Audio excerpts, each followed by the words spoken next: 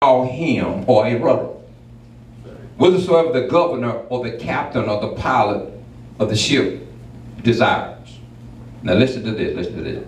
I was looking at it, I said, Lord, this is some good stuff here. All right. Come on, guys. Come on, come on. Never ridden a horse and never been on a boat. My Lord. According to my wife, we ain't going on no boat. My Lord. Amen. That's what she said. Amen. Amen. Watch it. It's the wind that propels the ship, right?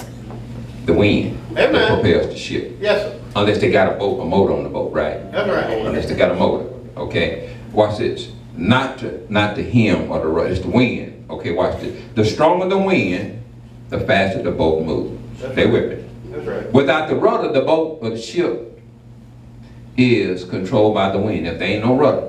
That's right. If there's not a rudder, okay? You know, rudder's that little thing. Yeah. Okay? And I was on the way home yesterday from the health fair. And there's a gentleman, when I passed his house, and I thought it was unusual, he generally got his boat on the back of his truck in the fence. Yesterday when I passed by, I said, he must forgot where we live, because he had his boat outside the fence. And I looked at the boat, and looked behind the boat, he ride his boat and he control the boat. Yeah. With the rudder. With the rudder. I saw the rudder, you know, I said, because I was looking at the message trying, you know, lining it up, okay? So the rudder guides the ship or the boat, pointing it in the right direction. Listen to this.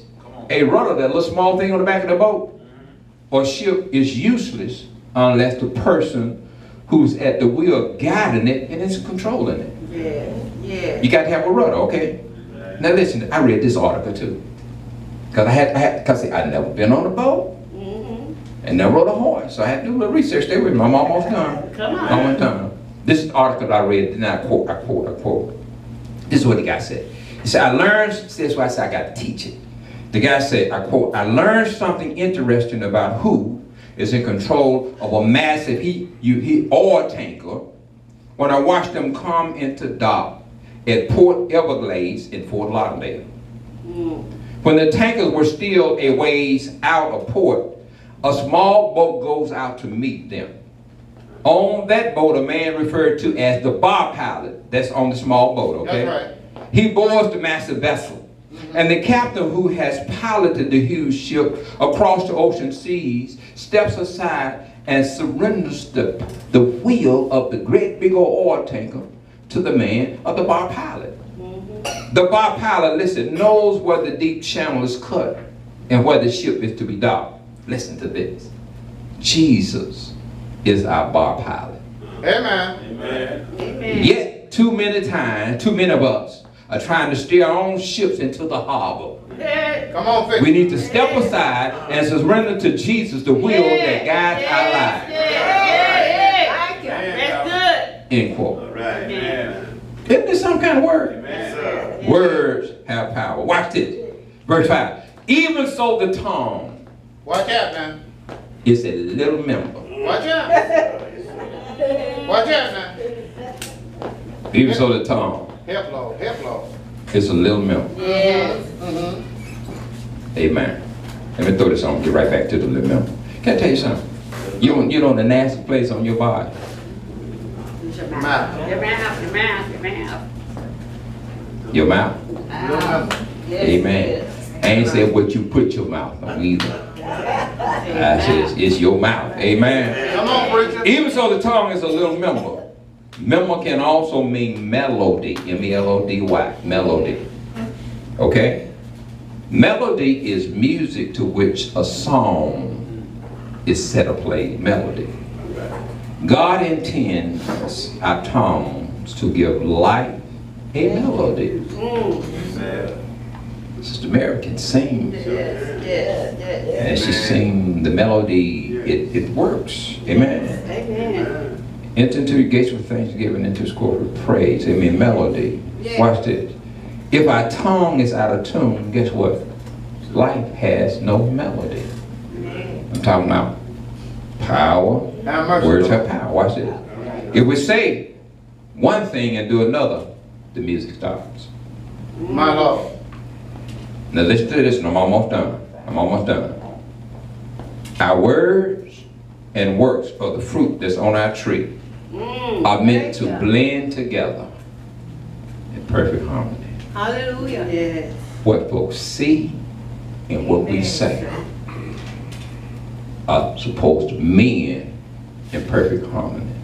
Even so the tongue is a little member, and boasteth great things. Behold, how great a matter a little fire kindled. A little spark from a match can start a massive fire. Amen. Yes. Yes. I'm almost done. Many reputations and lives have been ruined by one spoken word. Yes. Amen. Yes. My God. A word tweeted here in Memphis, Tennessee can be retweeted all over the world All over the world. in seconds. And then, yes. I like that one it said about the tweet. You know what I'm saying? Because that's how we live today. Yes. Technology. Social media. You ain't got to open your mouth and say nothing, but when you tweet it, when you post it on Facebook, you can't take it back. The damage is done. Yes. Yes. Have mercy, Lord. We're tweeted here in Memphis can be retweeted all the world in seconds like a fire. A word can get out of control and can cause severe or extreme damage which cannot be undone. Words have power. Yes. Y'all with me? Yes. Yes. Almost done, almost done. Verse 6, and the tongue is a fire. It said the tongue is a fire. Then it goes on to say, it said a world by itself of iniquity. So is the tongue among our members, talking about members of our body, that it defileth the whole body and setteth on fire the course of nature, and it is set on fire of hell. Now from the Living Bible, it said, and the tongue is a flame of fire. It's full of wickedness and poisons every part of your body. And the tongue is set on fire by hell itself and can turn our whole lives into a blazing flame of destruction and disaster. Please give me some words for me because I'm really done. Listen to this. Words define us. Yes, it is. My Lord. Talking about words have power. Say it again. Words define us. Amen. They reveal what's in our hearts. Yes. Watch this. Whether we speak, whether we type, All true. whether we text, whether we tweet, them words define who we are, what's in our heart. Words have the power to heal or to hurt, to help or to hinder. That's what James said in the beginning, James 1:9, wherefore, my beloved brethren, that every man be swift to hear, slow to speak, and slow to wrath or anger. Words have power. Amen. Amen. They have power. And can I show you something? Can I show you something? Can I show you something? Come on, Pastor. And I'm almost, I'm really done.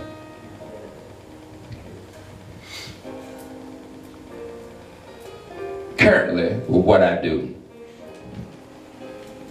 turn it off, guys. Amen. Amen. Amen. Amen. Turn it off. Amen.